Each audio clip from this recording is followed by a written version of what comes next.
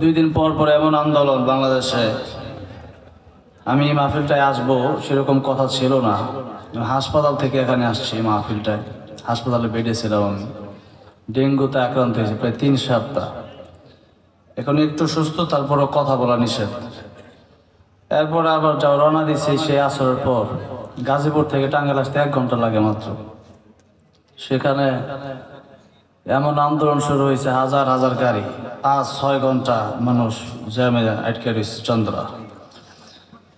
যাই হোক, এরপরও আল্লাহ যেহেতু আনছেন, ভাবছি হয়তো রিটার্ন করে চলে যাওয়া লাগবে, এছাড়া উপায় নেই। তারপরে রিজিক আছে, হায়াত আছে, আপনাদের কাছ থেকে দোয়া নেওয়ার মতো সুযোগ আল্লাহ করে দিয়েছেন। এই জন্য আমি নিজেও শুকর আদায় করছি, আলহামদুলিল্লাহ।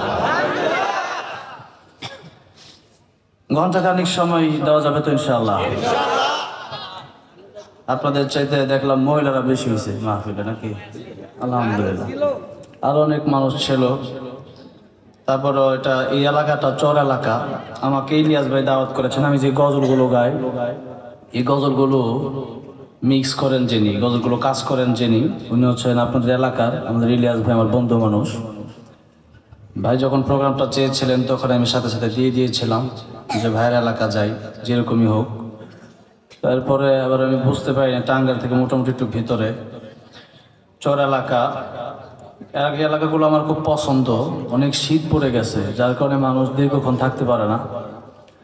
তো যতক্ষণ থাকবো আল্লাহ রাব্বুল আলামিন আমার ইখলাসের সাথে কোরআন থেকে সুন্নাহ থেকে কথা বলার এবং আপনাদেরকে আমলের নিয়ত শোনার তৌফিক দান করেন, সকলে বলেন আমিন। দুনিয়াতে আমরা যারা বেঁচে আছি সবারই একটা উদ্দেশ্য নিয়ে বেঁচে থাকা দরকার। সেটা হলো আমাদের এই দুনিয়া থাকাটা, এটা হলো একটা মুসাফিরখানা। এখান থেকে আমাদের চলে যেতে হবে, কেউ থাকার জন্য আসি নাই।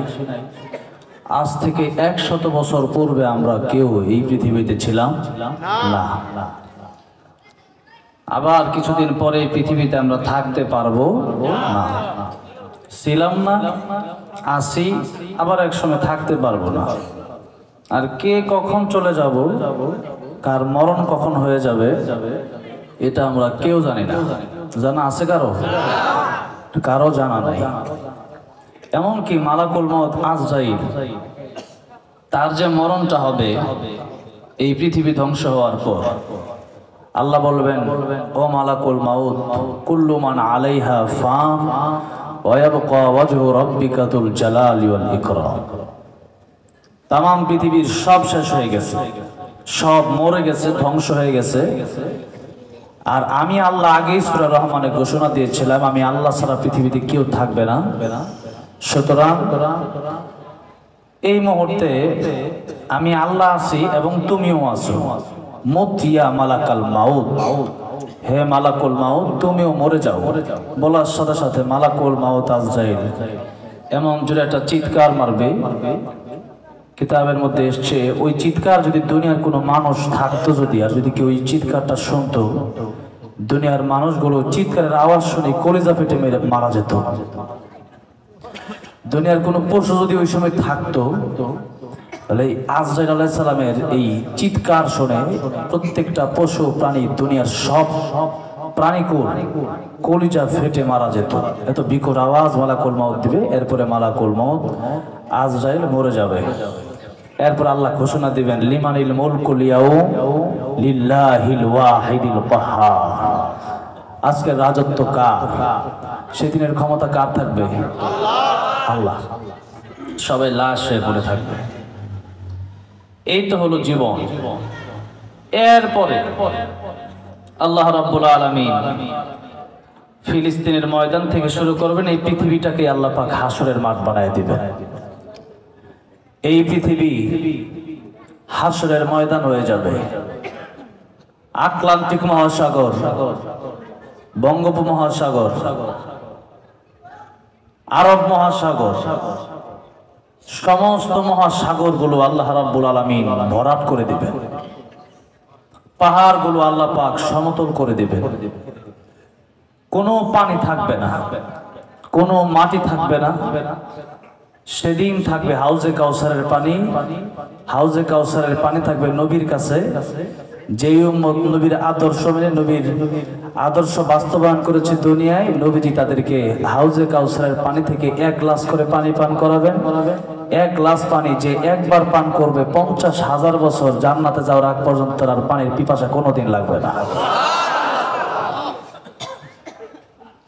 সেই হাসরের ময়দান কায়েম হয়ে যাবে। এই জমিনতে তামার হবে। এই দুনিয়ার চেয়ে 13 কোটি গুণ বেশি বড় যে সূর্য, ওই সূর্যটা আল্লাহ পাক এখন আছে 13 লক্ষ মাইল দূরে। হ্যাঁ, 9 কোটি 30 লক্ষ মাইল দূরে। সেই সূর্যটা নবীজি বলেন সুরমার যে দানি আছে, ওই দানিটা চোখে যে দেয় দানি দিয়া, এই দানিটা যতটুকু মাথা ঠিক ততটুকু উপরে থাকবে সেই সূর্য, আর নিচে থাকবে তামার জমি। উপরেও গরম, নিচেও গরম। এই গরমের মাঝখান থেকে বিচারের জন্য মানুষ পাগল পারা হয়ে যাবে। শুধু বিচার আর বিচার, বিচারটা হোক। অনেক লম্বা চড়া ঘটনা ঘটবে। এরপরে আল্লাহ নবী বিশ্বনবী রাহমাতুল্লিল আলামিন আল্লাহর কুদরতি কদমে সেজদায় পড়বে, আল্লাহর প্রশংসা করবে, বিচার হবে। সেই দিন যারা জান্নাতে যাবে, আল্লাহ বলেন এরাই হচ্ছে প্রকৃতপক্ষে সফল কাম।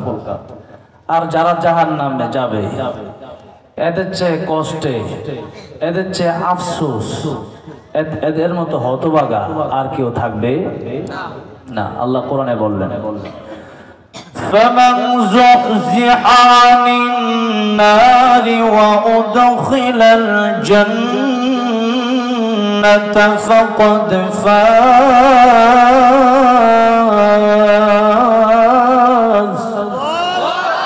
وما الحياة الدنيا إلا متاع الغرور।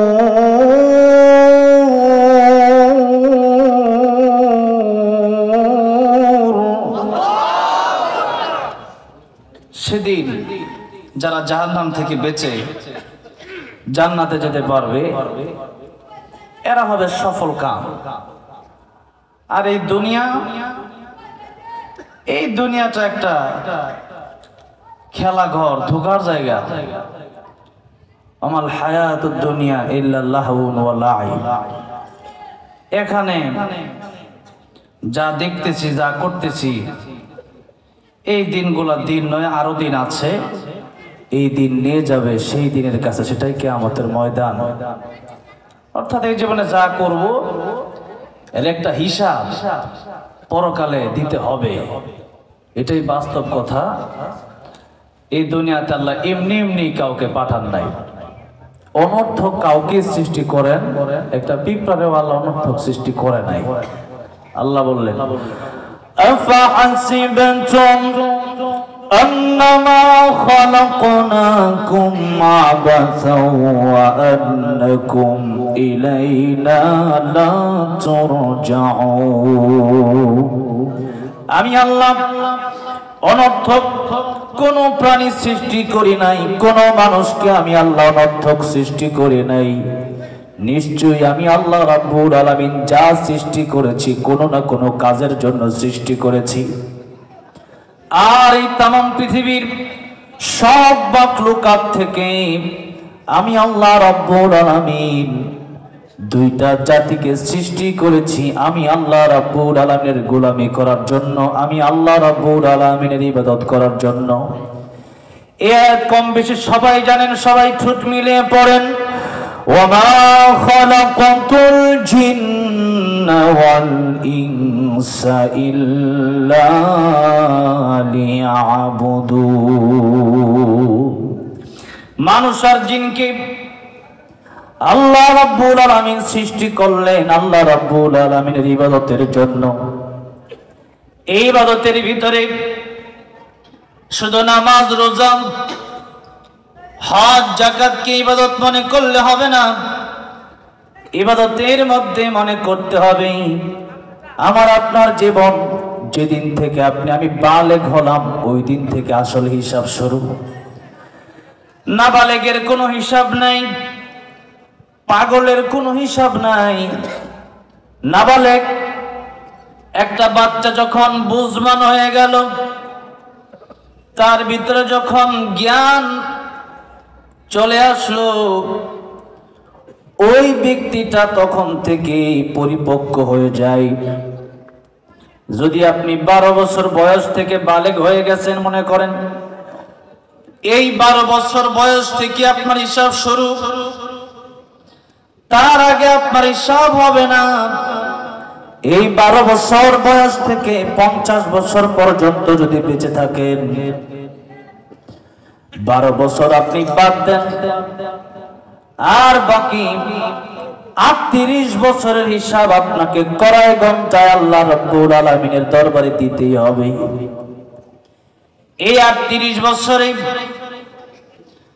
আপনি যা করবেন তাই আল্লাহর ইবাদত, নামাজ পড়বেন তাও আল্লাহর ইবাদত, খাবার খাবেন তাও আল্লাহর ইবাদত, গোসল করবেন সেটাও আল্লাহর ইবাদত, ওযু করবেন তাও আল্লাহর ইবাদত, রাস্তা দিয়ে হাঁটবেন তাও আল্লাহর ইবাদত, মানুষের সাথে কথা বলবেন সেখানেও আল্লাহর ইবাদত।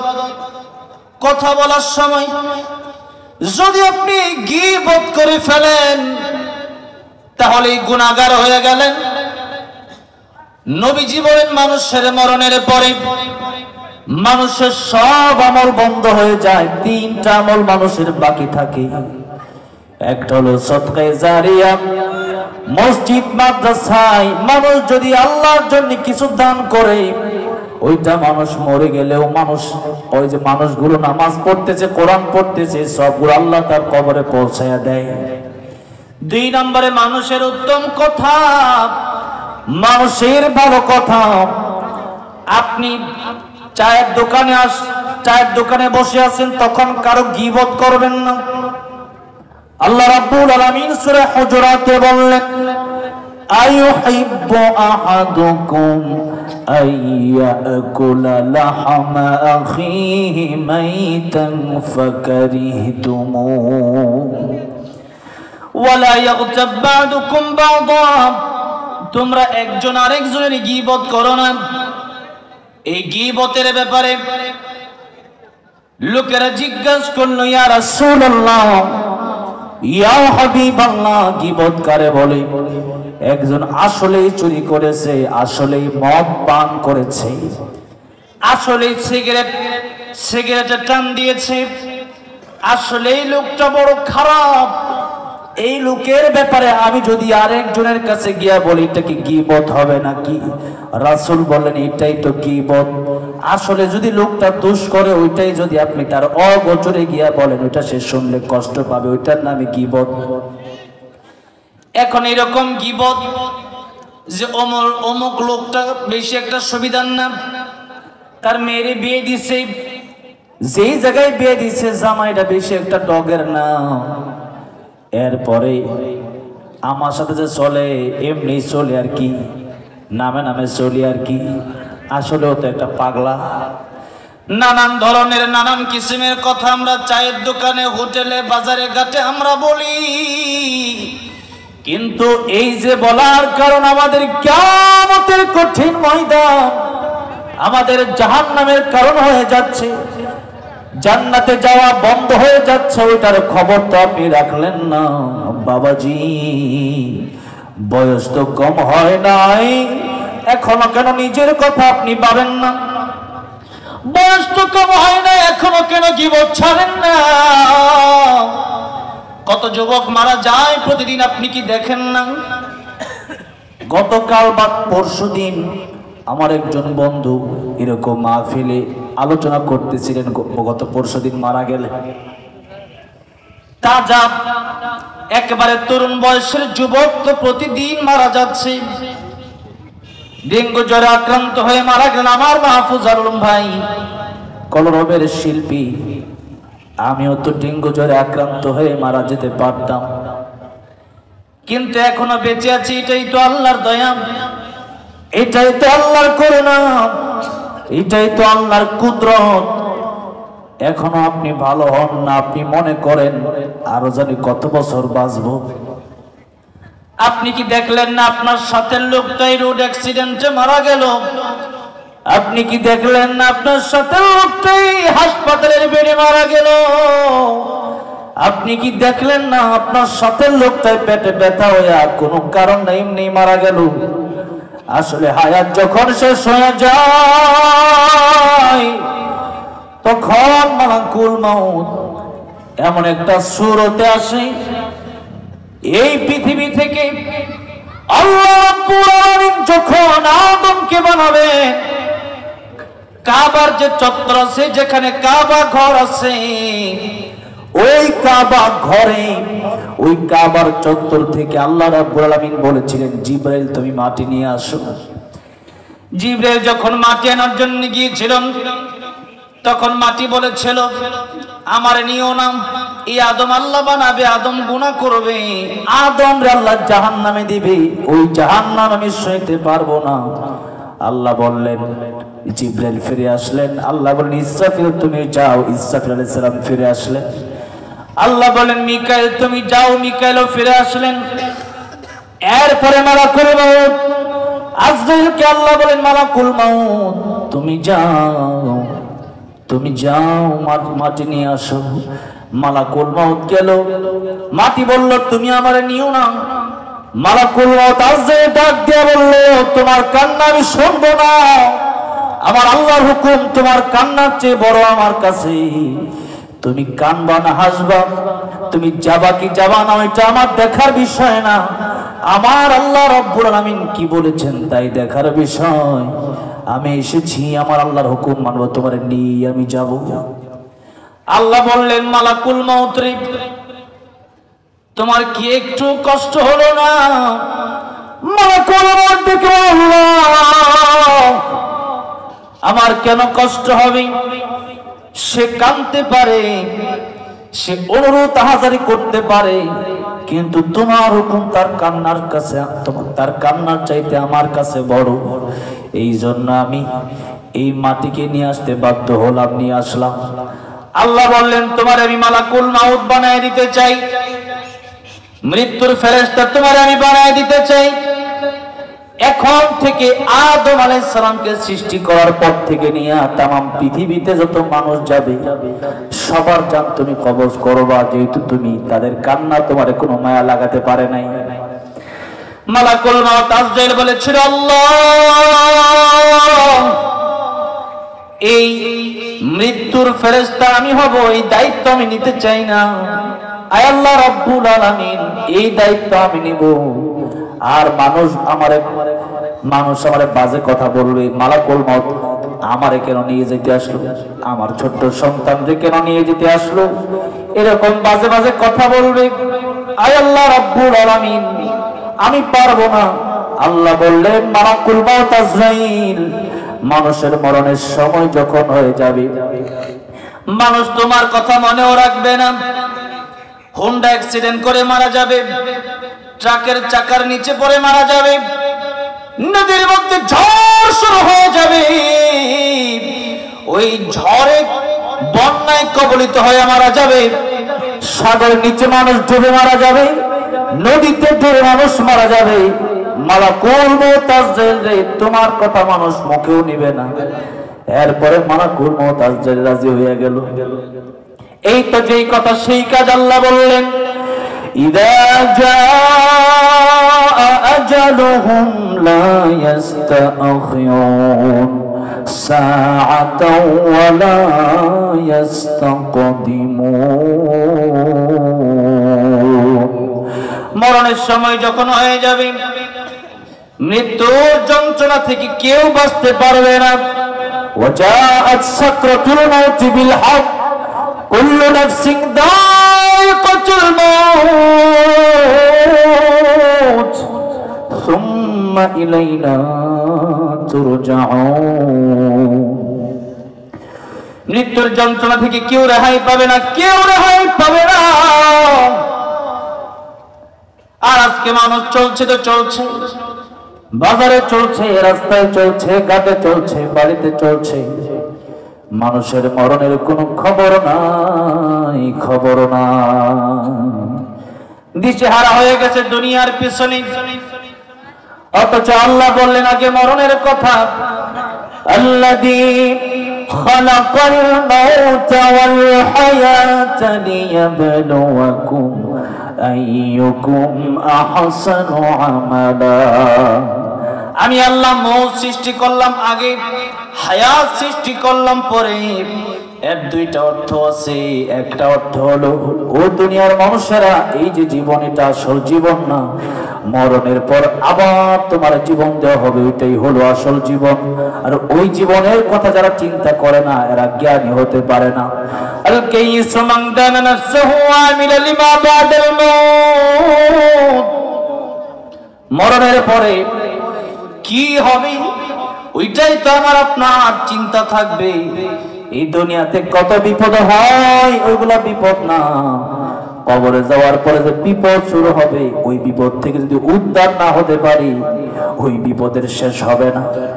এই জন্য উসমান গনি রাদিয়াল্লাহু আনহু কবরের পাশে দাঁড়ায় দাঁড়ায় কাঁদতেন, চোখের পানি ছেড়ে দিতেন, দাড়ি মোবারক গুলো ভিজে যেত। লোকেরা জিজ্ঞাসা করতো, উসমান গনি, আল্লাহ নবী জান্নাত জাহান্নামের ব্যাপারে এত আলোচনা করেন, আপনি তো কাঁদেন না, এত কাঁদেন না, এত কাঁদেন না, কবরের সামনে আসলে পরে আপনি যত কাঁদেন। ওসমান গনি ডাক দেয়া বলে, সাহাবীরা, এই কবর তো প্রথম স্টেশন, এই কবরটা যদি কারো জন্য ভালো হয়ে যায়, নবী বলেন আল কবরু রাউযাতুম মির রিয়াজিল জান্নাহ, কবর কারো জন্য জান্নাতের বাগান হয়ে যাবে। আর হুফরাতুম মিন হুফারিন নার, আর নইলে কবরটা কারো জন্য জাহান্নামের টুকরা হয়ে যাবে, জাহান্নামের গর্ত হয়ে যাবে। কবরের আযাব কত কঠিন সইতে আমি পারিব না, মৃত্যু যন্ত্রণা কত কঠিন সইতে আমি পারিব না। এই কবর আযাব 1 মিনিট 1 সেকেন্ড সবার মতো যোগ্যতা এই পৃথিবীর কারণে ওই কবরে আমার আপনার যেতেই হবে। এই কবরটা যদি ভালো হয়ে যায়, নবী বলেন তার সব কাটি ভালো হয়ে যাবে, তার পুলসিরাত ভালো হয়ে যাবে, মিজান ভালো হয়ে যাবে, তার সুন্দর হিসাব হয়ে যাবে, আল্লাহ রাব্বুল আলামিন তার জান্নাতের মেহমান বানায় দিবেন। আর কবরটা যদি কারোর জন্য জাহান্নামের গর্ত হয়ে যায়, সে ব্যক্তি বুঝে নেবে আমার সামনের গাটিগুলোর অবস্থা খুবই ভয়াবহ হতে চলছে। এই জন্য আমার প্রাণের টাঙ্গাইলবাসী, মকরকল পশ্চিম পাড়ার যুব সমাজবাসী, আমার মৃত্যুর কথা চিন্তা করেন, মরণের কথা চিন্তা করেন। এই দুনিয়ার সব স্বাদ মরণ ভুলে দিবে, এই দুনিয়ার সব মজা দুনিয়া ভুলে, মৃত্যু ভুলে দিবে। এই জন্য মরতে তো আমাদের হবেই হবে। কবর থেকে শুরু হবে, হয়তো কবর জান্নাতের বাগান হবে, নয়তো কবর জাহান্নামের গর্ত হয়ে যাবে। ওই কবর থেকে শুরু হয়ে যাবে আমার আপনার মূল জীবন। এই জন্য যারা এখনো বেঁচে আছেন এই কথা ভাববেন না আগামীতে আরো 100-200 বছর পরে হয়তো কবরে যাব, কবে তার তো ঠিক নাই। এরপরে মরবো কবে তারও ঠিক নাই। এই কথা চিন্তা করলে হবে না। নবী বলেন ইগতানিম খামসান ক্বাবলা খামসিন, শাবাবাকা ক্বাবলা হারামিক, ওয়া সিহহাতাকা ক্বাবলা সাকামিক, ওয়া গিনাকা ক্বাবলা ফাকারিক, ওয়া ফারাগাকা ক্বাবলা শুগলিক, ওয়া হায়াতাকা ক্বাবলা মাউতিক। সাউন্ড একটু বাড়ানো হয়েছে কিনা দেখেন তো, একটু বাড়ানো যায় কিনা সাউন্ডটা। নবী বলেন 5টার সময় আসার আগে তোমরা 5টার সময়কে গুরুত্ব দাও। কয়টা সময় আসার আগে? 5টার সময় আসার আগে। 1 নম্বর নবী বললেন শাবাবাকা ক্বাবলা হারামিক, তোমরা যুবক বয়স থাকতে থাকতে আল্লাহর গোলামি করো, কারণ বৃদ্ধ হয়ে যাব এটার গ্যারান্টি তো নাই। এরপরে বৃদ্ধ বয়স এসে গেলে পরে আল্লাহর ইবাদত করা যায় না, আল্লাহর গোলামি করা যায় না, শোয়া থেকে ওঠা যায় না, মসজিদে যাওয়া যায় না, ঠিকভাবে হাঁটাচলা করা যায় না। নবীজি বললেন, যুবক বয়সে তোমরা আল্লাহর গোলামি করো, বৃদ্ধ বয়সে কিন্তু তোমরা পারবা না। 2 নম্বর নবী বললেন, ওয়াসিহাতাকা ক্বাবলা সাকামিক, অসুস্থ হয়ে গেলে পরে আল্লাহর গোলামি করো। সুস্থ থাকা অবস্থায় আল্লাহর গোলামি করো, সুস্থ হওয়ার আগে। এই যে আমি অসুস্থ অবস্থায় আজকে আসলাম, প্রায় 1 সপ্তাহ পরে মাহফিলে বসলাম। আমি যে কথা বলতেছি, কি বলতে তাই তো নিজে বোঝা কষ্টকর হয়ে যাচ্ছে, অসুস্থ এই জন্য। এই জন্য নবী বলেন, সুস্থ থাকা অবস্থায় আল্লাহর গোলামি করো। সুস্থতা এটা আল্লাহর বড় নিয়ামত, কোটি কোটি টাকা এটা নিয়ামত হতে পারে না। মানুষ যদি সুস্থ থাকে ওইটাই আল্লাহর বড় নিয়ামত। সুস্থ আপনি থাকতে পারবেন না, খাইতেই পারবেন না। খালি শুনছি নবীজি 3 দিন না খেয়েছিলেন, নবীজির পরিবারে ফাতেমা রাদিয়াল্লাহু আনহা 3 দিন না খেয়েছিলেন। এই তো 3 দিন 4 দিন 1 সপ্তাহ পর্যন্ত ভাত মুখে দিতে পারি না। এখন বুঝলাম না খায়া থাকা যে কত কষ্ট। এখন তো খাইতে পারেন, আপনি মনে করেন খাইতে পারি, আমি না ইনকাম করি, আমি না টাকা কামাই। কিন্তু বিশ্বাস করেন, যাদের জ্বর আসছে এরা জানে, যাদের মুখ তিতা হয়ে গেছে এরা জানে। খাবার মুখে দেয় কিন্তু খাবার খাওয়ার সুযোগ তাদের হয় না। এই জন্য নবী বলেন, সুস্থ থাকা অবস্থায় আল্লাহর গোলামি বেশি বেশি করো। রাস্তাঘাটে চলতেছেন, আল্লাহর ইবাদত করেন। রাস্তাঘাটে চলতেছেন, শুধু হাঁটবেন না। গাড়িতে বসে আছেন, শুধু বসে থাকবেন না, তখনই জিকির করবেন, সুবহানাল্লাহ, আলহামদুলিল্লাহ, লা ইলাহা ইল্লাল্লাহ। জোরে সুবহানাল্লাহ, আলহামদুলিল্লাহ, লা ইলাহা ইল্লাল্লাহু মুহাম্মাদুর রাসূলুল্লাহ সাল্লাল্লাহু আলাইহি ওয়াসাল্লাম। সুবহানাল্লাহ, আলহামদুলিল্লাহ জিকির করতে থাকেন।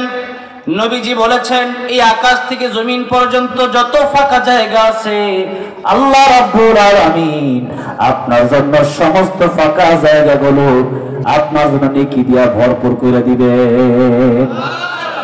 আপনি বসে আছেন, কেন খালি বসে থাকবেন? জান্নাতে যাওয়ার পরেও মানুষ আফসোস করবে। কেন আফসোস করবে? কারণ যার যত ইবাদত তার জান্নাতে তত মাকাম বেশি। এই জন্য মানুষ আফসোস করবে। নবীজি বলেছেন, তোমরা যখন জান্নাত চাইবা তখন তোমরা জান্নাতুল ফেরদাউস চাইবা। কোন জান্নাত? কোন জান্নাত? জান্নাতুল ফেরদাউসে নবী থাকবেন। কে থাকবেন? নবীজি থাকবেন। নবীর সাথে দেখা করার ইচ্ছা আছে না নাই?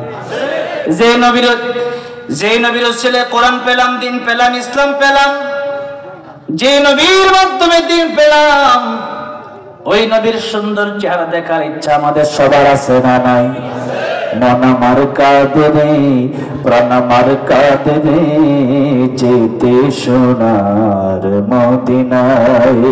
যেই মদিনা ধন্য হলো, যেই মদিনা ধন্য হলো, পেয়ে তবু ঠিকানা।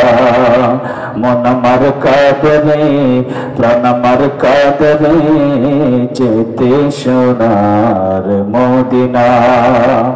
ইউসুফ পেতে জুলেখা কাঁদে, সারা কেঁদেছে ইব্রাহিম তরে। সবারই সবার মহান আল্লাহ তোমায় দিয়েছে ভরে। যা আমি করতে চাই, যা আমি ধরতে যাই, মনে বাজে তাই মদিনা। মন আমার কাঁদে রে, প্রাণ আমার কাঁদে রে, যেতে সোনার মদিনা। আল্লাহ কবুল করো, সকলে বলেন আমিন। তাহলে জান্নাতুল ফেরদাউস সেটা হচ্ছে সবচেয়ে উচ্চ মাকামের ফেরদাউস। সেই জান্নাতুল ফেরদাউসে বিশ্বনবী থাকবেন। এই জন্য নবীজি বললেন, জান্নাত যদি চাইতে হয় তোমরা জান্নাত চাইবা, জান্নাতে তো যেতেই হবে। তখন জান্নাত চাওয়ার সময় তোমরা জান্নাতুল ফেরদাউস চাও। এই জন্য আমরা দোয়া করি, আল্লাহ আমাদের আব্বা আম্মা যারা মারা গেছে তাদেরকে আপনি জান্নাতুল ফিরদাউস দিয়ে দিন, জোরে বলেন আমিন। এবার আসুন, জান্নাতে সবার মাকাম একরকম হবে না। আপনি মনে করতে পারেন আমার আল্লাহ রহমান, আমার আল্লাহ রহিম, আমার আল্লাহ গফফার, আমার আল্লাহ সাত্তার। আল্লাহ তো তওবার দরজা খোলা রাখছে, মাফ চাইলে আল্লাহ মাফ করে দিতে পারেন কি পারেন না? আল্লাহ তো মাফ করে দিতে পারেন। এখন আল্লাহ মাফ করে যদি জান্নাতে আমারে দিয়ে দেয়, তাহলে অনেক বড় বড় আলেম, আব্দুল কাদের জিলানী রহমতুল্লাহ আলাইহি, আশরাফ আলী থানভী রহমতুল্লাহ আলাইহি, ইমামে আজম আবু হানিফা রহমতুল্লাহ আলাইহি, ইমাম আহমদ ইবনে হাম্বল রহমতুল্লাহ আলাইহি, আল্লাহর ওলিরা যারা ছিলেন, আমিও একই জান্নাতে যাব, এটা হয় না, হবে না। জান্নাতের আলাদা আলাদা মাকাম আছে। আপনার ইবাদত যত বেশি হবে, আপনার জান্নাতটাও তত সুন্দর বেশি হবে। এই জন্য আজকে থেকে ইবাদত বেশি বেশি করার দরকার আছে না নাই? এই সময়গুলোর জন্য মানুষ আফসোস করবে।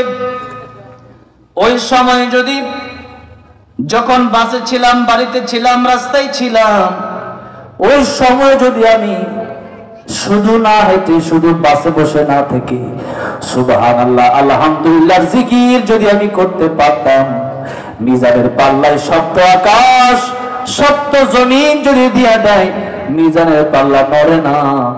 আর সুবহানাল্লাহ সুবহানাল্লাহি ওয়া বিহামদিহি সুবহানাল্লাহিল আযীম যদি মিজানের পাল্লায় দিয়া দেয়, মিজানের পাল্লা আর সইতে পারে না। আল্লাহু আকবার। কিন্তু সে আমল তো আমি আপনি করি না। আমরা কে না জানি সূরা ইখলাস 3 বার পড়লে এক খতম কোরআন শরীফের সওয়াব আমরা জানি কি জানি না? সবাই জানি, কিন্তু মানি তো না। 3 বার সূরা ইখলাস পড়লে লাগে মাত্র 1 মিনিট। আমার সাথে পড়েন বিসমিল্লাহির রহমানির রহিম। কুল হুয়াল্লাহু আহাদ আল্লাহুস সামাদ লাম ইয়ালিদ ওয়া লাম ইউলাদ ওয়া লাম ইয়াকুল লাহু কুফুয়ান আহাদ। 10 পড়ার সওয়াব হয়ে গেছে। আবার পড়েন বিসমিল্লাহির রহমানির রহিম। কুল হুয়াল্লাহু আহাদ আল্লাহুস সামাদ লাম ইয়ালিদ ওয়া লাম ইউলাদ ওয়া লাম ইয়াকুল লাহু কুফুয়ান আহাদ। আবার পড়েন বিসমিল্লাহির রহমানির রহিম। কুল হুয়াল্লাহু আহাদ আল্লাহুস সামাদ লাম ইয়ালিদ ওয়া লাম ইউলাদ ওয়া লাম ইয়াকুল লাহু কুফুয়ান আহাদ। বাড়িতে যারা যাবেন কিছু না নিয়ে যাইতে পারলেও এক খতম কোরআন শরীফের সব সবার আমলনামায় আল্লাহ দিয়ে দিছে। ঠিক এই তো আমল করতে লাগলো আমাদের 1 মিনিট। 1 মিনিটে 3 বার সূরা ইখলাস পড়া যায়, জান্নাতের মাকাম বাড়ানো যায়, জান্নাতে ফলের গাছ লাগানো যায়। এরপরেও আমি আপনি পড়তে রাজি না। মানুষের গীবত করতেই থাকেন, মানুষের অপবাদ দিতেই থাকেন, অযথা কথা বলতে থাকেন। এই অযথা কথা বলার সময়, অযথা কথা বলার জন্য তো একবারে সময় দেওয়া হয় নাই। আল্লাহ বলেন ওয়াল আসর। এই যে সময়ের কসম আল্লাহ কাটলেন, তার মানে সময়ের বড় দাম। এই সময় নিয়েই নবীজি বললেন 2 নম্বরে সিহহাতাকা ক্বাবলা সাকামিক। সুস্থ যদি থাকো, অসুস্থ হওয়ার আগে আল্লাহর গুণগান করো। অসুস্থ হয়ে গেলে পরে সুস্থতা তুমি চাইবে আর নাও পাইতে পারো। 3 নম্বরে নবী বললেন গিনাকা ক্বাবলা ফাকারিক। নদীর এপার ভাঙে ওপার গড়ে, এই তো নদীর খেলা। সকাল বেলার ধনীর 2 ফকির সন্ধ্যা বেলা। টাকা পয়সা আছে, ওইটা তো আল্লাহর দেওয়া নিয়ামত। কত মানুষ সারা জীবন চাকরি কইরা 5 কাঠা জায়গা কিনতে পারে না। আর কত মানুষের বাপের সম্পত্তির অভাব নাই, বিঘাকে বিঘা জায়গা তার বাপের অভাব নাই, তা আল্লাহ পৈতৃক ভাবে দিয়ে দিছে।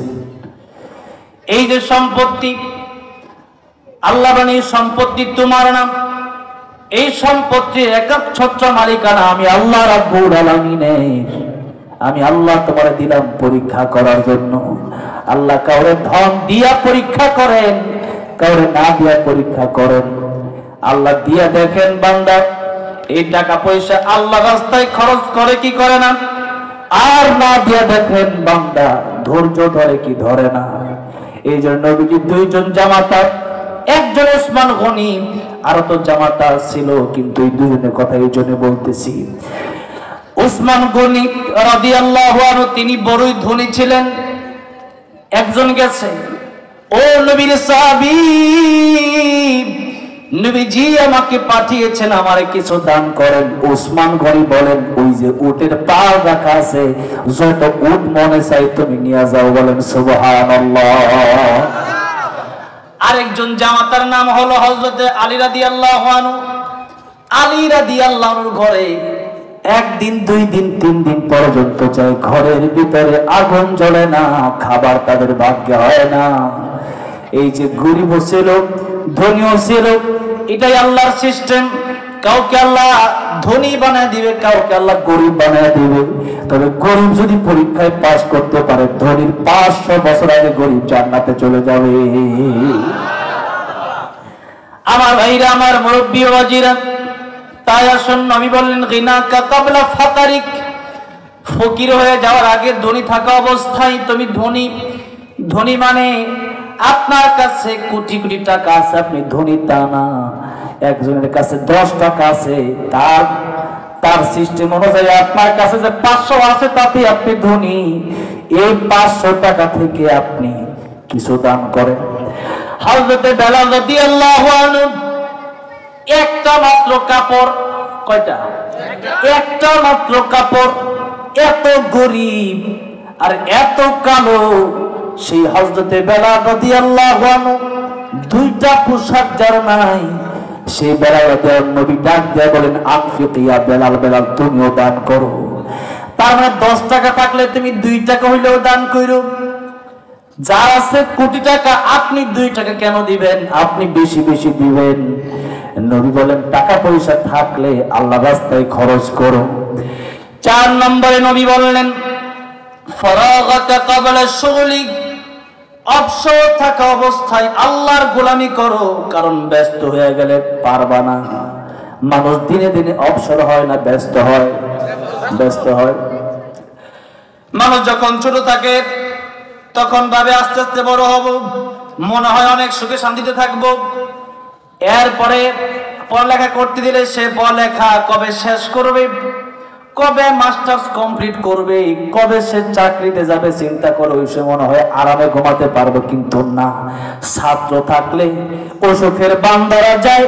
ছাত্র থাকা অবস্থায় মন চাইলে ঘুমানো যায়, মন চাইলে মোবাইল চালানো যায়, কিন্তু শিক্ষক হইলে পরে, কর্মজীবন আসতে পরে তা করা যায় না।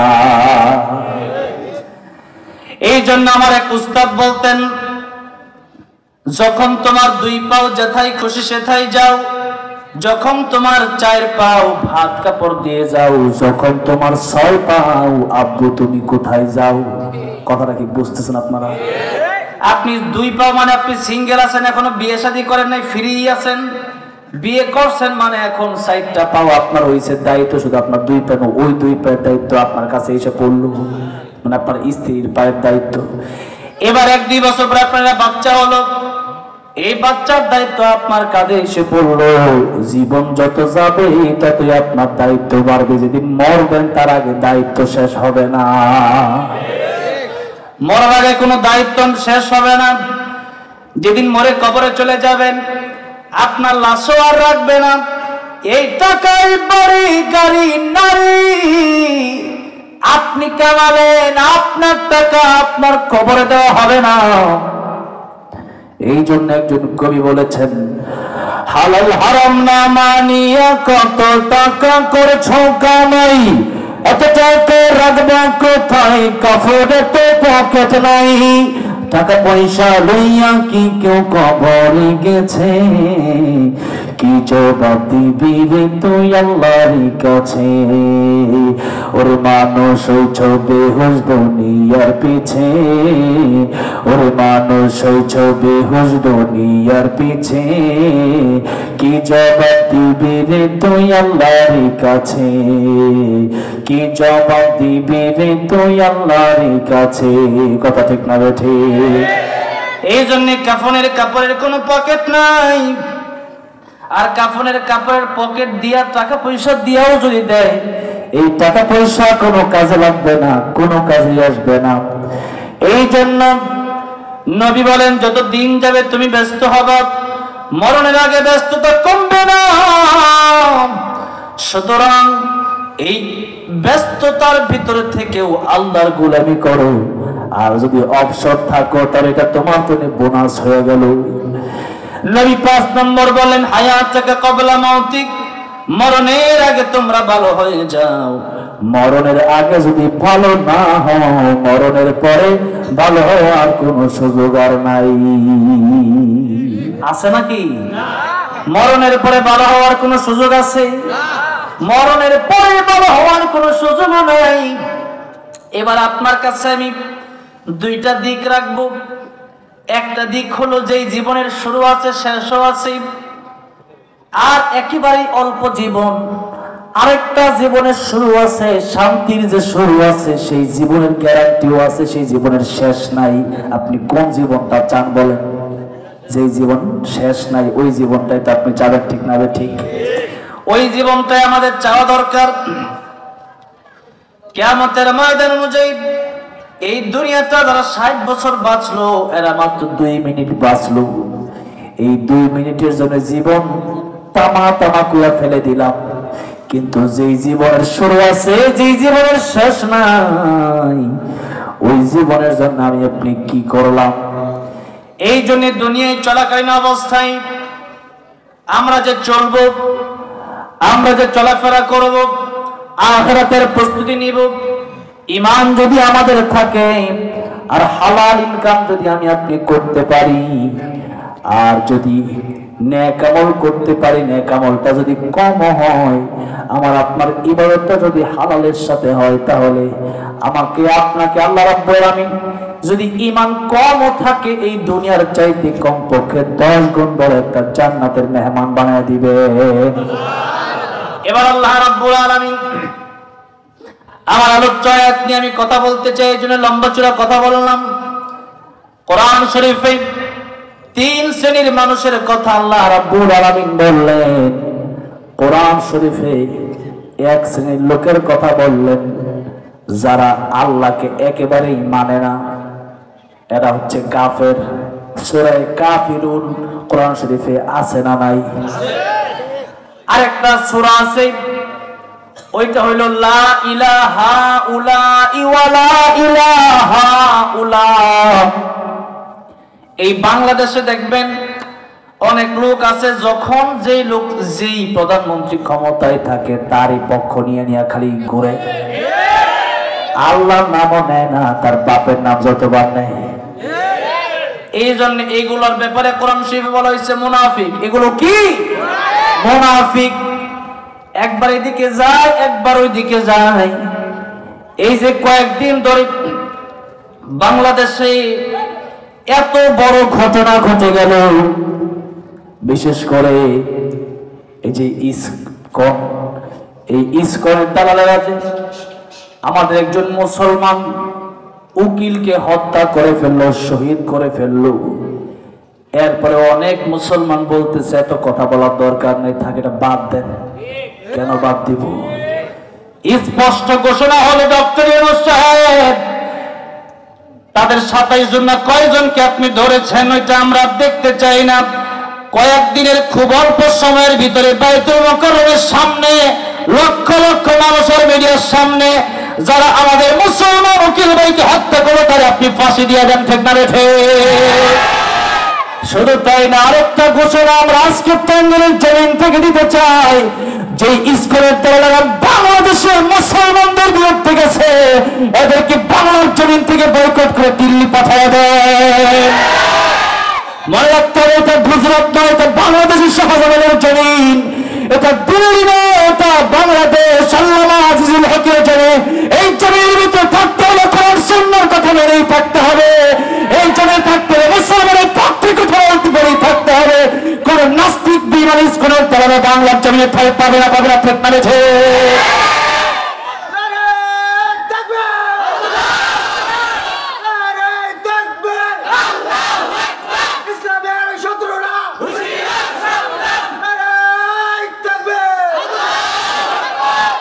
আজকে আজকেও শুনেছি দুইজন সমন্বয়ককে গাড়ি চাপা দিয়ে মেরে ফেলার চেষ্টা করা হয়েছে।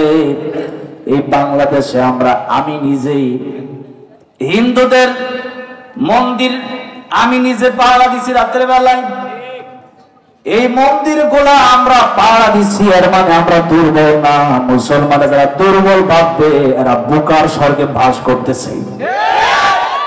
মুসলমান যদি জেগে ওঠে বাংলার জমিনে একটা জায়গা হবে না।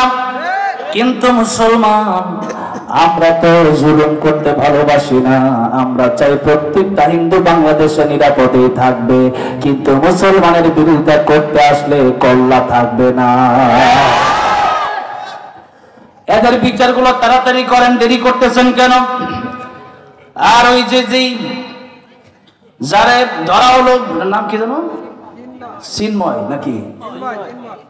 এই চিন্ময় নাকি নামই তো আমি মুখ দিই তো আসলে হিন্দুর নাম মুখ দিয়ে আসে না আমার। এই যে ধরা হলো, আরে সাধারণভাবে কেমন নিচ্ছেন? এই স্বৈরাচার হাসিনা যেমন নাকি আলেমদেরকে ডান্ডা বেরি পড়াইছে, এদেরকেও ডান্ডা বেরি পড়াবো, লটকা লটকা বাইতুল মুকাররমে পিটার আগে, এরপরে আপনি তারে ফাঁসি দেন। কিন্তু এটা তো শাস্তি হচ্ছে না। ওইটা এইরকম হালকা শাস্তি আমরা মানি না। আলেমদের বেলা এত কঠিন হয়ে গেছে, এটা তো বিচার শিখায় গেছে আয়না ঘর বানায় দেশে। তো ওইটার এত আস্তে আস্তে কেন? তাড়াতাড়ি জলদি করে আগে পিটান, এরপর তারা মেরা ফেলেন, শেষ করে দেন। আমার ভাইরা, আমার মুরব্বী ওয়াজিরা, এই যে কথাগুলো এগুলো অনেকেই বলে থাক বাদ দেন না। কেন বাদ দিব আমি? বাদ তো তারা দিবে যারা মুনাফিক। আমার ভিতরে যদি ঈমান থাকে, আমার ঈমান আমারে চুপ থাকতে দিবে না। আমার ভিতরে যদি ঈমান থাকে, আমি ফাঁসির কাস্টে গিয়েও আল্লাহর কোরআনের কথা আমি বন্ধ করতে পারবো না। আমার ভাইরা, আমার মুরব্বী ওয়াজিরা, এই জন্য মুনাফিকের শাস্তি কিয়ামতের ময়দানে সবচেয়ে বেশি হবে। আল্লাহ রাব্বুল আলামিন বললেন, ইন্নাল মুনাফিকিনা ফিদ দারকিল আসফালি মিনান নার ওয়া লান তাজিদ লাহুম নাসীরা। আল্লাহ বললেন, নবীজি, কিয়ামতের ময়দানে জাহান্নামের সবচেয়ে অতল গহ্বরে থাকবে মুনাফিকরা। কারা থাকবে? মুনাফিকরা। যারা আওয়ামী লীগ আসলে কয় আমি আওয়ামী লীগ, বিএনপি আসলে কয় বিএনপি। এরকম লোকেরা যারা স্বার্থপর, যারা কোরআন যখন থাকে বলে কোরআনের পক্ষে আছি, আর যখন কোরআনের পক্ষে তারা থাকে না তখন বলে আমরাও তো কোরআনের পক্ষে নাই। এরকম যদি কেউ থাকে এদেরকে লাথি মেরে দল থেকে বের করে দেওয়ার দরকার আছে না নাই? এখন বাংলাদেশে যারা আন্দোলন করেছে আমরা এক হয়ে থাকতে চাই। জামাত বলেন, চরমুনাই বলেন, হেফাজত বলেন, জমিয়ত বলেন, বিএনপি বলেন, আমরা এক হয়ে কাজ করতে চাই কি চাই না? কাদের বিরুদ্ধে কাজ করতে চাই? যারা আল্লাহর কোরআনের পক্ষে কথা বলবে আমরা তাদের সাথেই আছি। আর আল্লাহর কোরআনের পক্ষে যারা থাকবে না, বাংলার মুসলমান এদেরকে উপদেষ্টা অথবা কোনো নেতা হিসাবে দেখতে চায় না। আমার ভাইরা, আমার মুরব্বী ওয়াজিরা, এই জন্য মুনাফিক বড় ভয়ঙ্কর। মুনাফিক কিন্তু হিন্দু থেকে জন্ম নেয় না।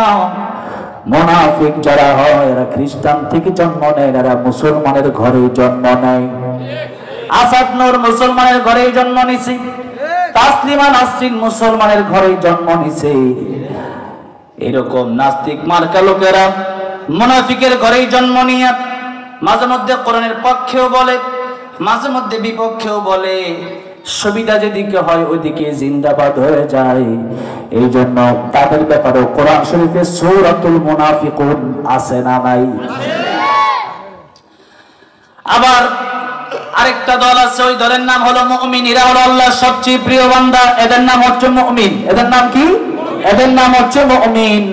আল্লাহ রাব্বুল আলামিন কোরআন শরীফে একটা সূরা নাযিল করলেন মুমিন। এই এক বচনের বহু বচন আল্লাহ রাব্বুল আলামিন নাযিল করলেন মুমিনুন। এই মুমিনদের ব্যাপারে আল্লাহ রাব্বুল আলামিন দুইটা সূরা নাযিল করলেন। মুমিনদের নামে কয়টা সূরা? এই দুই সূরার এক সূরা হচ্ছে মুমিনুন। এই তিন ক্যাটাগরির মানুষ এই দুনিয়াতে আছে, এর বাইরে কোনো মানুষ নাই।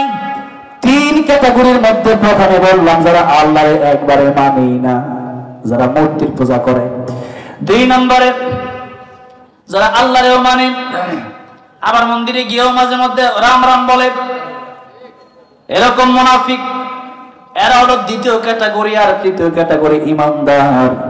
আর ইমানদার হবে যারা আল্লাহর জান্নাত পাবে তারা। সুবহানাল্লাহ বলেন। আমরা এখানে সবাই ইমানদার তো? ইনশাআল্লাহ। ইমানদার না সবাই? আবার পড়েন লা ইলাহা ইল্লাল্লাহু মুহাম্মাদুর রাসূলুল্লাহ সাল্লাল্লাহু আলাইহি ওয়াসাল্লাম। এই মুমিনদের জীবনে আল্লাহ রাব্বুল আলামিন কোরআন শরীফের এক আয়াতে বললেন, ইয়া আইয়ুহাল্লাযীনা আমানু কু আনফুসাকুম ওয়া আহলিকুম নারা। হে ঈমানদারেরা, তোমরা জাহান্নামের আগুন থেকে বাঁচাও, পরিবারকে জাহান্নামের আগুন থেকে বাঁচাও। এখন আমি আপনাদেরকে জিজ্ঞাসা করতে চাই, একটু আগে আমি বললাম ঈমানদাররা যাবে কোথায়? জান্নাতে। লা ইলাহা মান ক্বালা লা ইলাহা ইল্লাল্লাহু দাখালাল জান্নাত। যারা লা ইলাহা ইল্লাল্লাহ পড়বে, নবী বলেন তারা জান্নাতে যাবে। কিন্তু কথা আছে, আপনি ঈমানদার, নামাজ পড়েন নাই ঠিকভাবে, মিথ্যা কথা বলেছেন, হারাম খেয়েছেন, আপনি ডাইরেক্ট জান্নাতে যেতে পারবেন না। আগে জাহান্নামের আগুন ভোগ করে পরে জান্নাতে যাওয়া লাগবে। আমি আপনাদেরকে জিজ্ঞাসা করতে চাই, অনেক মানুষ আছে যে বলে যে জাহান্নাম ভোগ করে পরে জান্নাতে যাবই, কিন্তু 1 মিনিট জাহান্নামের আগুন ভোগ করার ক্ষমতা পৃথিবীর কারো আছে নাকি? দুনিয়ার আগুন এটাই তো আমরা ভোগ করতে পারি না। দুনিয়ার আগুনের চাইতে কোটি কোটি গুণ বেশি কষ্টদায়ক হবে জাহান্নামের আগুন। ওই জাহান্নামের আগুন আপনি কেমনে সহ্য করবেন? এবার আসুন, আল্লাহ রাব্বুল আলামিন বললেন জাহান্নামের আগুন থেকে বাঁচো। এখন আপনি নামাজ পড়েন, রোজা করেন, হজ করলেন, যাকাত দিলেন, সবই আছে, তাহাজ্জুদও পড়েন, কিন্তু আপনার ভিতরে যদি হালাল না থাকে, বলেন তো, এই নদীতে মাছ ধরে না, ডুলিতে মাছ ধরলেন, ডুলির তলা ফাঁকা, এই মাছ ধরে লাভ আছে? বলেন, কোনো লাভ নাই। সারা জীবন ইবাদত করলেন, কিন্তু ইবাদত আপনার থাকলো না, গীবত করলেন, ইবাদত নষ্ট হয়ে গেল। অথচ আপনি তো ভাবতেছেন যে আমি তো মাছ ভরতেছি, কিন্তু ডুলার তলি যে ফাঁকা, ডোলার তলি ফাঁকা থাকলে মাছ সারাদিন রাত ধরবেন, কোনো লাভ হবে না। ঠিক তেমনি ভাবে আপনি যদি হারাম খান, আর যদি আপনি মাছ আর যদি আপনি ইবাদত করেন, নামাজ রোজা করেন, সারা জীবন নামাজ রোজা পড়বেন, কিন্তু হারাম খাইলে নামাজ রোজা কবুল হবে না। এই কথা বোঝানোর জন্য অনেকগুলো কথা বললাম। আপনাদেরকে জিজ্ঞাসা করতে চাই, ভাত, এই যত প্রকার খাবার খান, ভাত খান, মাছ খান, গোস্ত খান, মুরগি খান, গরু খান, দুধ খান, মজা আছে না নাই? ভালো একটা কাপড় পরলে মজা আছে না নাই? রিক্সাতে উঠলে মজা আছে না নাই? গাড়িতে উঠলে মজা আছে না নাই? বিমানে উঠলে মজা আছে না নাই? প্রত্যেকটা জিনিসের একটা মজা আছে। ঠিক তেমনি ভাবে ইমানদার যারা, এদের কাছে ইমানেরও মজা আছে না নাই? নামাজি যারা, এদের কাছে নামাজের মজা আছে না নাই? আমি আল্লাহর কসম করে বলতে পারি, যারা আসলেই নামাজি, যারা ইমানে। বেলাল রাদিয়াল্লাহু আনহু, ওনারে যখন উমাইয়া মারতো, আবু বকর সিদ্দিক রাদিয়াল্লাহু আনহু ডাক দিয়ে বলল, বেলাল রে, তুমি জোরে জোরে আল্লাহু আহাদ আল্লাহু আহাদ বলো কেন? আস্তে আস্তে বলবা। কারণ আমার আল্লাহ জোরে বললেও শোনে, আমার আল্লাহ আস্তে বললেও শোনে। তুমি আস্তে আস্তে বলবা। বেলাল বলে, ঠিক আছে, কালকে থেকে আস্তে আস্তে বলবো। পরের দিন আবু বকর সিদ্দিক এসে দেখে বেলাল আবার জোরে জোরে আল্লাহু আহাদ বলতেছে। আবু বকর সিদ্দিক বলতেছে, গতকাল বলেছিলাম আস্তে বলার জন্য, আজকে আবার কেন জোরে বললা? বলে, কালকে থেকে আস্তে বলবো। এরকম 3 দিন, চতুর্থ দিন যখন আবু বকর সিদ্দিক রাদিয়াল্লাহু আনহু বেলালকে জিজ্ঞাসা করেন, বেলাল, প্রতিদিন তোমারে বলি আল্লাহর নাম তুমি আস্তে বলবা, কারণ আমার আল্লাহ আস্তে বললেও শুনে, জোরে বললেও শুনে। ও বেলাল রে, এরপরেও কেন তুমি জোরে জোরে বলো? আস্তে আস্তে বললে তোমারে মারবে না। হযরতে বেলাল রাদিয়াল্লাহু আনহু ডাক দিয়া কয়, আবু বকর সিদ্দিক রাদিয়াল্লাহু আনহু, আপনি শুনেন, আমি আল্লাহর নাম প্রথমে আস্তে আস্তে শুরু করি, কিন্তু আল্লাহর নাম বলতে এত মজা লাগে আর এত ভালো লাগে, আমি আল্লাহর নাম একটা সময় জোরে জোরে বলতে থাকি, আমারে উমাইয়া যত মারে, আমি আল্লাহর নামের মজায়, আল্লাহর নামের ভালোবাসায় উমাইয়ার মায়ের ব্যথা আমি বেলাল ভুলে যাই। বেলালের কাছে এত মজা, যার কাছে ইমানের মজা আছে সেই ব্যক্তিকে মেরে ফেলতে পারবেন, কাটতে পারবেন, জেল দিতে পারবেন, জুলুম করতে পারবেন। আল্লামা সাঈদীকে 13 বছর কারাগার ভোগ করায়, এরপরে ইনজেকশনের সাথে বিষ দিয়ে শহীদ করে দেওয়া হলো। আল্লামা সাঈদী একটা বারের জন্য বলে নাই যে আমি তোমাদের কথা মেনে নেব। আল্লাহু আকবার। এই তো ইমানের মজা, এই তো আল্লাহর ভালোবাসার মজা। কিন্তু আজকে আমি আর আপনি মসজিদে যেতে মজা পাই না। মসজিদে গেলে দেখবেন সামনের কাতার পূরণ করার জন্য বলতে হলে নিজে যায় না, আরেকজনের ধাক্কায় ধাক্কায় দেয়, তুমি যাও, ঠিক না বেঠিক? কারণ ইমানের তো আমার কাছে স্বাদ নাই, ইমানের তো আমার কাছে কোনো মজা নাই, কারণ আমার আপনার ভিতরে আসল ইমান তো নাই। ইমানের সাথে বেজাল তোকে আছে। এই জন্য আপনার 1 কেজি দুধ দেওয়া হলো খাওয়ার জন্য, সাথে আপনি এটা জানেন যে 2 ফোঁটা গরুর চেনাও আছে, আপনি কি খাবেন নাকি ওই দুধ? ভালো লাগবে না, মজা লাগবে না, ওই দুধ খেতে ঘৃণা আসবে। ঠিক তেমনি ভাবে হালাল যদি না খেতে পারেন তাহলে আপনার এই জীবনে ইবাদতের কোনো লাভ হবে না। এই ইবাদত আপনি খালি খালি করলেন। আপনারে বলা হলো যে তুমি যদি 5 কাঠা জায়গা আমারে কুপায় দিতে পারো, বিকালে তোমারে আমি 2000 টাকা দেব। আপনি এই 5 কাঠা না কোপায়া আপনি রাস্তার ওই পাশে গিয়া কোপাইলেন, আপনার ওই ক্ষেতওয়ালা, ওই জায়গাওয়ালা আপনার টাকা পয়সা দিবে নাকি? দিবে না। যে তোমারে কইছে ওই 5 কাঠা কোপানোর জন্য, উত্তর পাশেরটা তুমি দক্ষিণ পাশেরটা কোপাইলা কেন? টাকা দেওয়া হবে না, ওইটা মায়েরও থাকতে পারে, ঠিক না বেঠিক? ঠিক তেমনি ভাবে হারাম যদি আপনি বক্ষণ করেন, আপনি কাবা শরীফের খিলাফে ধরে যদি আল্লাহর কাছে কাঁদেন, এই দোয়া কবুল হবে না। এই জন্য আল্লাহ বললেন সূরা মুমিনের আয়াতে বললেন, আমি যে আয়াত তেলাওয়াত করলাম, আল্লাহ বললেন ইয়া আইয়ুহার রাসূলু কুলু মিনাত তাইয়্যিবাতি ওয়া আমালু সালিহান। আল্লাহ এই কথাটা ঈমানদারকেও বলেছেন অন্য আয়াতে সূরা বাকারায়, আর সূরা মুমিনুনে আল্লাহ রাব্বুল আলামিন নবীদেরকে বললেন, রাসূলদেরকে বললেন, আমি পৃথিবীতে যত রাসূল পাঠিয়েছি সবাইকে বলেছি তোমরা হালাল খাও। কি খাও? হালাল খাও। হালাল যদি আপনি খান আপনার দোয়া কবুল হবে নিশ্চিত।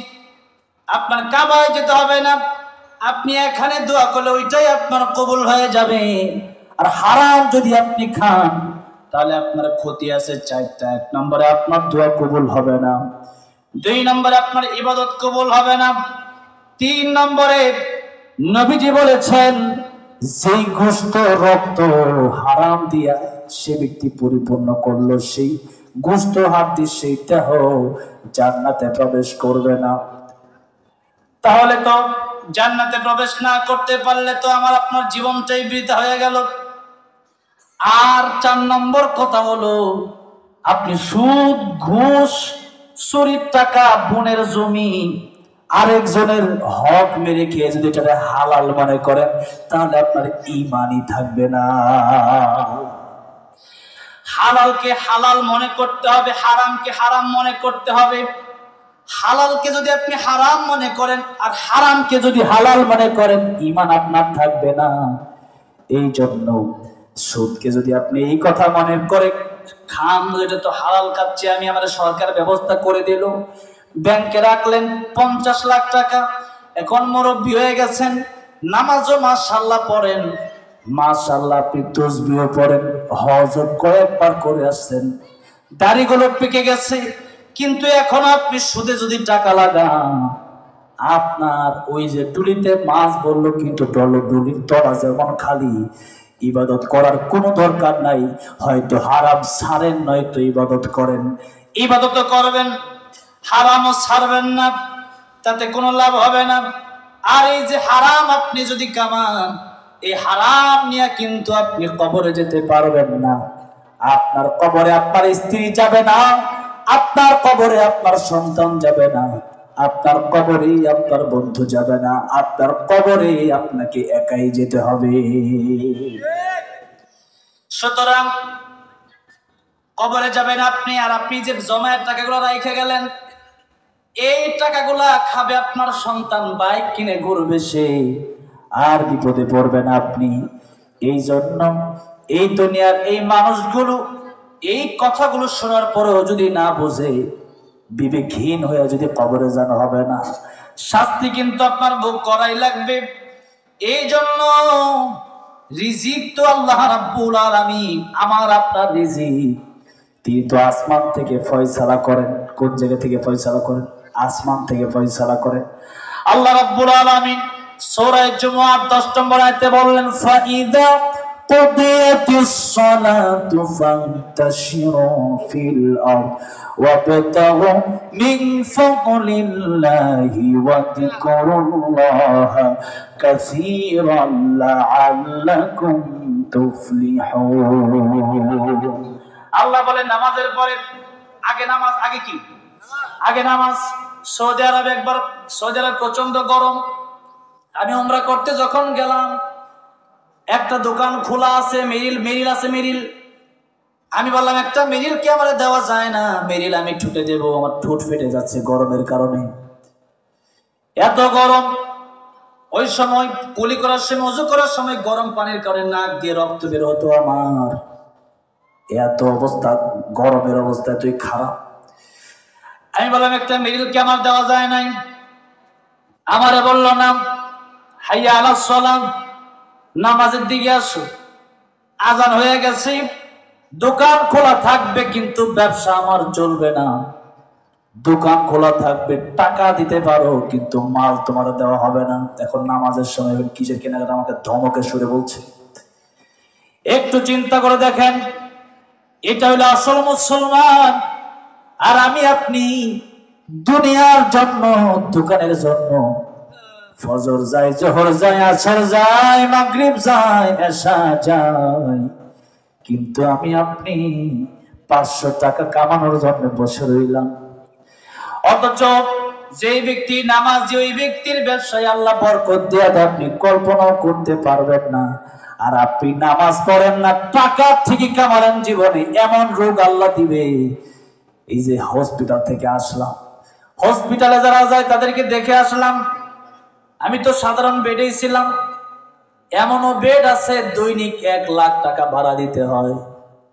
এখন আপনি সারা জীবন কামালেন, যদি জীবনের শেষ মুহূর্তে 6 মাস ওই বেডে আপনার পড়তে হয়, আইসিইউতে আপনার যেতে হয়, অ্যাম্বুলেন্স লাগে প্রতিদিন, ইনজেকশন দিতে হয় প্রতিদিন, এই সারা জীবনের টাকায় এই 6 মাসে শেষ হয়ে যাবে। আর নামাজ আপনি পড়েন, আগে নামাজ পড়েন, এরপরে রিজিক অন্বেষণ করেন, অল্প কামাবেন কিন্তু আল্লাহ বরকত দিয়ে দিবে। এই জন্য দেখবেন বড় লোকের, অনেক বড় লোক আছে, টাকা পয়সা অভাব নাই, কিন্তু যাও সারা পেটে কিচ্ছু হজম হয় না। আর গরিব মানুষ সেপার ভর্তা দিয়া আর 2-1টা মাছ ভাজা নিয়ে খাইতে বসছে, 5 প্লেট খাইয়ে ফেলা এমন লোক আছে না নাই? তার রুচি ভালো, তার আল্লাহ খাওয়ার তৌফিক দিয়েছে জন্য সে খাইতে পারে। আর আপনার টাকা আছে কোটি কোটি, কিন্তু যাও ছাড়া কিছু হজম হয় না। এবার বলেন রিজিকের মালিক কে? আল্লাহ বললেন রিজিক তালাশ করবা কেমনে? শোনো, হারামের দিকে যাবা না। আল্লাহ বলেন ফাইদা কুদিয়াতিস সালাহ, আগে নামাজ। আগে কি? নামাজ যে ব্যক্তি পড়বে, আল্লাহর কসমকে বলি রিজিক তার অভাব হবে না। আগে নামাজ। এরপর আল্লাহ বললেন ফাইদা কুদিয়াতিস সালাতু ফান্তাশিরু ফিল আরদ, এরপরে হালাল রিজিক তোমরা অন্বেষণ করার জন্য জমিনে তোমরা ছড়ায়ে পড়ো। নবীজি বললেন তলাবু কাসবিল হালালি ফরিদাতুম বাদাল হালাল, যেই ব্যক্তি ফরিদাতুম বাদাল ফরিদা, যেই ব্যক্তি নামাজ পড়লো, রোজা রাখলো, ওইটাকে ফরজ মনে করলো, কিন্তু সে যে চাকরি করতেছে এটাকে সে মনে করে যে এটা ইবাদত। সে যে ধান খেতে ধান চাষ করতেছে, ভুট্টা খেতে ভুট্টা চাষ করতেছে, এটাকে ইবাদত মনে করে না। না, নবী বলেন এটাও ফরজ। একজন চাকরি করতেছে, ফরজ কাজ করতেছে, নফল সুন্নাত না। একজন মানুষ সে ধান খেতে ধান লাগাচ্ছে, এটা সে ফরজ কাজ করতেছে। আল্লাহ রাব্বুল আলামিন নিজেই তো বলেছেন ফান্তাশিরু ফিল আরদ, জমিনে তোমরা ছড়ায় পড়ো হালাল রিজিক অন্বেষণে। তোমরা তালাশ করবা, আমি আল্লাহ দিয়ে দেব। আর ওই তালাশের মধ্য থেকে যেন আমি আল্লাহর জিকির বাদ না যায়, রোজা বাদ না যায়, কোরআন তেলাওয়াত বাদ না যায়, সুবহানাল্লাহর জিকির যেন বাদ না যায়। আমি আল্লাহর তোমরা যেন ভুলে যেও না। আল্লাহ রাব্বুল আলামিন বলেন ওয়াজকুরুল্লাহ কাসীরা। এই ধান চাষ করবা, ভুট্টা চাষ করবা, পেঁয়াজ চাষ করবা, রসুন চাষ করবা, যা করবা করো, চাকরি করবা করো, হালাল খাও, হালাল অন্বেষণ করো। এটা হলো নামাজের পরে তোমার কাজ, আগে হলো নামাজ। কারণ খাওয়ার জন্য আসি নাই, ইবাদত করার জন্য আমরা খাবো, খাওয়ার জন্য আমরা বাঁচি না, নাকি বলেন? আমরা কি এই যে বাঁচতেছি, আমরা কি খাওয়ার জন্য বাঁচি না বাঁচার জন্য খাই? বাঁচার জন্য খাই। কিন্তু আমাদের দেশে অনেক লোক আছে যারা খাওয়ার জন্যই বাঁচতে চায়, আছে না নাই? এই জন্য আমরা যেন বাঁচি আল্লাহর ইবাদত করার জন্য। আর আল্লাহর ইবাদত করতে গেলে খাওয়া তো লাগবেই, তাহলে খাওয়াটা আমার আল্লাহর ইবাদত হয়ে যাবে। খাওয়াটা কি হবে? আল্লাহ। আর ওই খাইতে গেলে পরে বাথরুমে যাওয়া লাগবে, তখন বাথরুমে যাওয়া ইবাদত হয়ে যাবে। সুবহানাল্লাহ। দুনিয়াতে যা কিছু করবেন ওটাই আপনার ইবাদত হয়ে যাবে, কিন্তু আপনার হালালের পথে চলতে হবে। আর আপনি যদি হালাল মানেন, হালাল যদি আপনি খেতে পারেন, নামাজ আপনি ফরজ পড়েন, ওই রকম আপনি নফল পড়তে পারলেন না, তাহাজ্জুদ বেশি পড়তে পারলেন না, আপনি ডাইরেক্ট জান্নাতে যাবেন। সুবহানাল্লাহ। আর আপনার ভিতরে যদি হারাম থাকে, তাহাজ্জুদের অভাব নাই, তাসবিহর অভাব নাই, তাহলিলের অভাব নাই, কোরআন তেলাওয়াতের অভাব নাই, কিন্তু আপনি হারাম দিয়ে আপনার এই শরীরটা গঠন করেছেন। নবী বলেন যত তাহাজ্জুদ তুমি পড়ো না কেন, এই নফল আর ফরজ একত্রে করলেও তোমার ডোলার তলা খালি। তোমার এই মাছ ভরলে যেমন তলা খালির কারণে ডোলায় মাছ ভরবে না, সেরকম যত ইবাদত করবা হালাল রিজিক তোমার পেটে না গেলে ওই ইবাদত কবুল হবে না। এখন হারাম বলতে আপনি শুধু সুদ ঘুষ বুঝবেন না। আপনি চাকরি করেন 8 ঘন্টা ডিউটি, এই 8 ঘন্টার ভিতরে আপনি ফোন চালাবেন, কথা বলবেন, 8 ঘন্টা ঠিকভাবে ডিউটি করবেন না। আপনি সরকারি কর্মকর্তা, আপনি 8 ঘন্টার টাকা নিতে পারবেন না। হিসাব করে 1 ঘন্টা কয় ঘন্টা ফোনে কথা বলছেন, ওইটার টাকা ফেরত দিয়ে দিবেন। এটাও নাইলে হারাম হয়ে যাবে। এরপরে আপনি মালামাল বিক্রি করলেন, 2 নম্বর মাল বিক্রি করলেন দোকানে, ওইটাও হারাম হয়ে যাবে। মিথ্যা কথা বলে মাল বিক্রি করলেন, ওইটাও হারাম হয়ে যাবে। যে ভাই, এই যে আমার ক্ষেতের 10 মণ ধান তোমার কাছে বিক্রি করতেছি, কালকে একজন আইসা বলছে 50 টাকা করে কেজি, তোমার দিয়ে দিতেছি 40 টাকা করে কেজি। এরকম মিথ্যুক আছে না নাই? এরকম মিথ্যা কথা বললেন 1 টাকাও আপনার হালাল হবে না, হারাম হয়ে যাবে। এই জন্য হারাম নিয়ে যদি কবরে যান, জাহান্নাম ছাড়া কোনো উপায় নাই। আমার নবী নিজেও হালাল খাওয়ার জন্য কাজ করছেন। আজকে তো বর্তমানে হালাল ইনকাম করা বড়ই কঠিন। আর আগের নবীরা কাজ করতেন। দাউদ আলাইহিস সালাম কিসের কাজ করতেন? তিনি কামার ছিলেন, কামার। আরেকজন নবী জাকারিয়া আলাইহিস সালাম, নবীরা কৃষি ছিলেন। এরপরে আরো নবী ছিলেন যারা বকরি চড়াইছে। দুনিয়াতে এমন কোন নবী নাই যে নবী বকরি চড়ায় নাই। সুবহানাল্লাহ কোন? আমাদের নবী বকরি চড়াইছেন, আমাদের নবী ব্যবসা করছেন। আমাদের নবী যদি এত কষ্ট করতে পারেন, শুধু তাই না, আমার নবীজি একদিন দেখলেন নবীর পেটে পাথর বাঁধা, ফাতেমার ঘরেও খাবার নাই।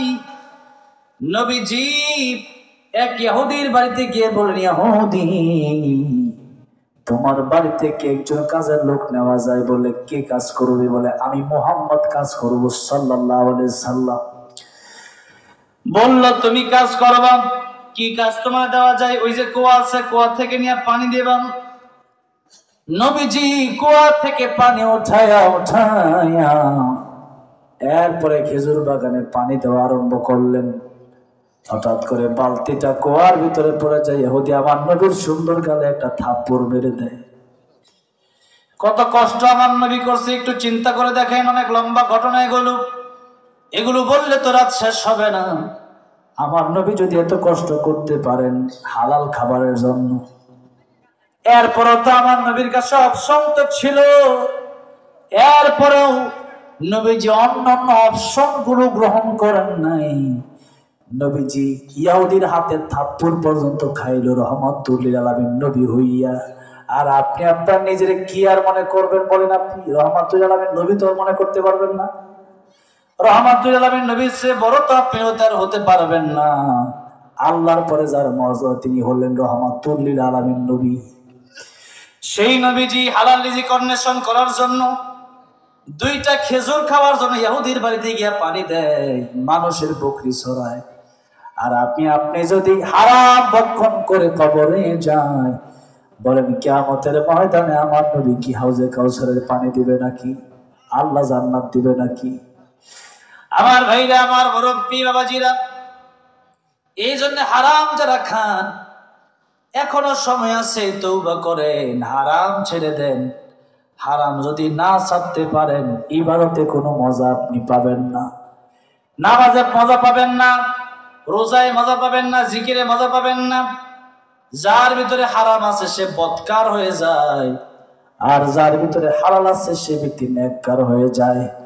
আর ইন্নাল আবরার লাফি নাঈম ওয়া ইন্নাল ফুজ্জার লাফি জাহিম। নেককার হলে জান্নাত সম্ভব, বদকার হলে জান্নাত সম্ভব না। এই জন্য হালাল আজকে থেকে আমরা যারা চলাফেরা করব, প্রত্যেকটা কাজে নবীজি বলেছেন এমন একটা সময় আসবে যে সময়টাতে মানুষ হালাল কারে বলে হারাম কারে বলে ওইটাও মানুষ চিন্তা করবে না।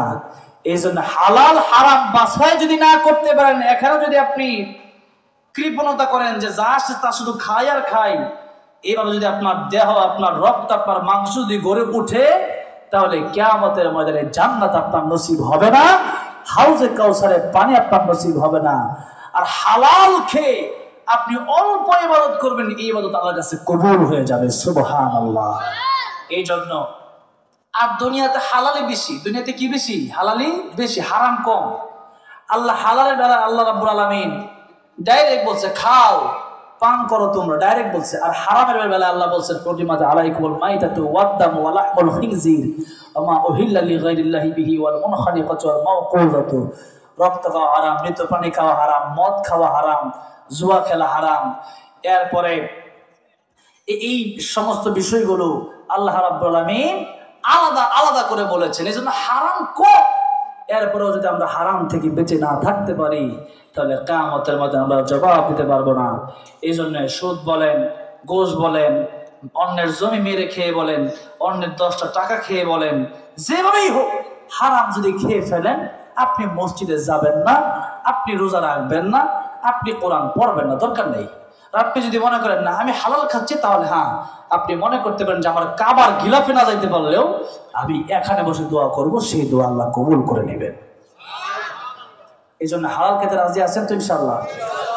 আল্লাহ রাব্বুল আলামিন বললেন আগে কুলু মিনাত তাইয়্যিবাত ওয়া আমালু সালিহা, আগে হালাল খাও পরে ইবাদত করো, আমি আল্লাহ তোমার ইবাদতটা সুন্দরভাবে কবুল করে নিব। সুবহানাল্লাহ। ইবাদত করলেন, কবুল না হলে এটা আফসোস, কিয়ামতের মধ্যে আফসোস করে যে ইবাদত করলাম কবুল হইল না, ইবাদত না করাই ভালো ছিল। ইবাদত করলেন, হারামও খেলেন, তাহলে এই ইবাদতটা কবুল হলো না, তাহলে দুনিয়া এবং আখিরাত দুইটাই ধ্বংস হলো। এজন্য হারাম আমরা ছেড়ে দেব, হালাল আমরা গ্রহণ করে নেব। যারা হালালকে হালাল মানবে, হারামকে হারাম মানবে, এদেরকে আল্লাহ রাব্বুল আলামিন জান্নাতের মেহমান বানাবেন। আল্লাহ রাব্বুল আলামিন আমাদেরকে হালালকে হালাল মেনে বুঝে এবং হারামকে হারাম মেনে বুঝে আমল করার তৌফিক দান করেন। জোরে বলেন আমিন। ওয়া আখিরু দাওয়ানা আলহামদুলিল্লাহি রাব্বিল আলামিন।